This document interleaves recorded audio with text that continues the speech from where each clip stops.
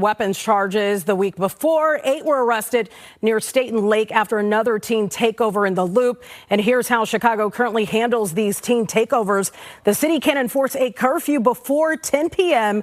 when large disruptive events occur. In January, City Council advanced an ordinance giving Police Superintendent Larry Snelling the power to declare a teen curfew anytime, anywhere, with at least 12 hours notice, but its future is still uncertain.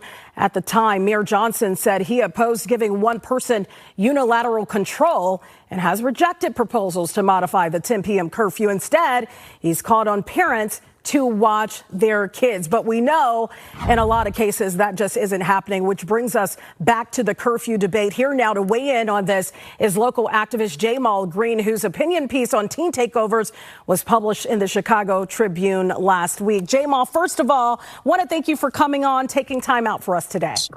Thank you for having me, Tim. Let's talk about this. You know, your op-ed piece was very more like a plan, laying out what you think should be done in this case. You're a parent. Let's start there. Give us your opinion from a parent's point of view, what you think is happening here. Well, I'll tell you what, none of my boys would be out there doing what these kids are doing. I think there's definitely a cultural problem. You know, we need a cultural reset in these neighborhoods. You know, it's one thing to say, oh, we'll call out to parents and not do anything, or we'll create opportunities. After school programs are not what's going to stop teen takeovers, right? Do we need to provide more opportunities? Yes. But one thing that we must provide first is accountability. You can't have opportunity without accountability. And young people should not be able to come downtown to be able to wreak havoc in our neighborhoods because it was a Hyde Park as well, with no accountability for it. We need to hold them accountable. We need to hold the parents accountable. We need to see what's going on at home. The parents got to be accountable for this. And if the parents need help, we can provide support as a city. But one thing we cannot allow is our city to be in a place where there's lawlessness and there's no one doing anything about it. We have to jump on this and make sure that we are very ruling with an iron fist on downtown in these neighborhoods. We are not allowing teens to just run rampant, jump on cars, fight each other. Someone pulled a knife on a senior. We should not be allowing this, and we got to stop this right now. You know, Jamal, you and I both grew up in the city of Chicago. I want to point out the fact somebody who watching may be like, where is he? You're on your way to an event, so you took out time to be with us today. But you and I both grew up in the city of Chicago. You heard that man that was in Hyde Park. He said, I would have never done this as a child. I'm sure you feel the exact same way. You mentioned accountability. That is something we've heard time and time again. In your opinion, what does accountability really look like here? Well, when we have these mass takeovers, the city needs to jump on it immediately. We may need to have mass arrests. We may need to have fines for parents of those who continue to exemplify this behavior over and over again.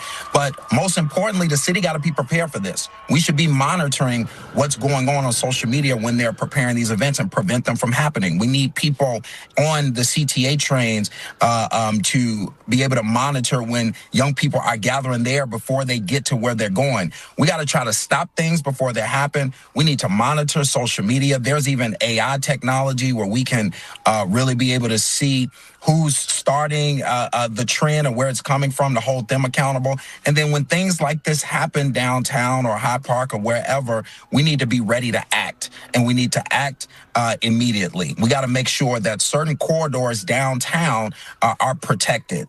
When I was young, I would never think that I can go downtown with my friends and wreak havoc like this. I believe in opportunity. I believe in rec centers and night rec centers and things for kids to do. But one thing I know is that as mayor, Brandon Johnson should not be allowing young people to take over their streets, take over downtown, because this is where business is. These are where companies have their workers. These are where we're trying to lure businesses back because the city is in a deficit. We can't have young people ruining what's going on in our city. This got to be a city for everyone. And that's not anti-youth. That is pro-Chicago, where everybody can enjoy our streets. You bring up a good point, because when you go in certain parts of downtown, and obviously we do want to protect the neighborhoods as well, but specifically downtown being an economic engine, when you look at State Street, you look at Michigan Avenue, there's so many signs for vacancies, and you're absolutely right. We want to attract businesses there. I want to come back to something that you said in your op-ed piece here, and this is a direct quote from you. Chicago can't afford leaders who are afraid to enforce basic order. When the city looks out of control, it doesn't just hurt our reputation, it hurts our people. You went on to say that jobs vanish, businesses leave, investment dries up, all because we refused to draw a line. I must ask you, because you did run for mayor before, and to me, Jamal, this kind of sounds like a mayoral language. Do you plan on running for the mayoral seat again in the city of Chicago? Well, that is something that the campaign season, I guess, is starting soon, so people are talking about it. But one thing I've always done is made sure I stayed focused on the issues and made sure that we move forward the policies that make sense to the city of Chicago. I'll let politics play politics. I think that right now we definitely need a leader that can handle this city. Do I think that Brandon Johnson is that? I don't. This is a $28 billion city. We need a manager. We need an executive. We need someone who understands that we got to enforce basic order in this city, especially downtown and in neighborhoods. The quality of life for Chicagoans has to be better, right?